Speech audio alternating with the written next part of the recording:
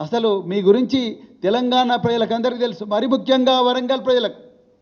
వరంగల్ ప్రజల్లో మీ కుటుంబం చేసిన అఘాయిత్యాల వల్ల ఎంతోమంది జీవితాలు నాశనమయ్యారు. మరి ముఖ్యంగా విద్యార్థుల జీవితాలు, హాస్టళ్ళల్లో, యూనివర్సిటీ హాస్టళ్ళల్లో ఇంకెంతోమంది మహిళలు, వాళ్ళందరి జీవితాలు కూడా మీ కుటుంబం చేసిన అఘాయిత్యం వల్ల నాశనమైన. ఇవాళ మరి వరంగల్లో ఉండే గెస్ట్ హౌస్లు, వరంగల్లో ఉండే ప్రభుత్వ గెస్ట్ హౌస్లు, అదేవిధంగా మీ ఫామ్ హౌస్ల గోడలు ఈ అఘాయిత్యాలకు సాక్ష్యం.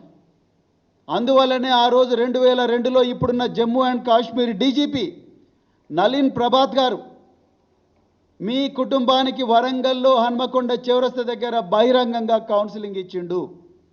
దానికి సాక్షి ఈరోజు మీ వర్ధన్నపేట ఎమ్మెల్యే, ఒకప్పుడు సీఐగా ఉన్న కేఆర్ నాగరాజు. ఆయన అడగండి, ఇలా ఆయన ఫోన్ చేసి అడగండి వర్ధన్నపేట.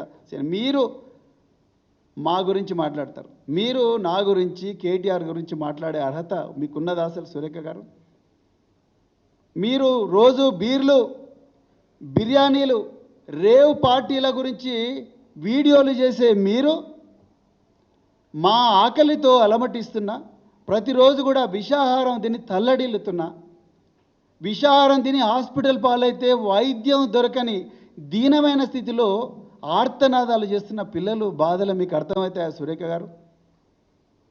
ఒక మాతృమూర్తిగా మీరు మాట్లాడాల్సిన మాటలేనా ఇవి?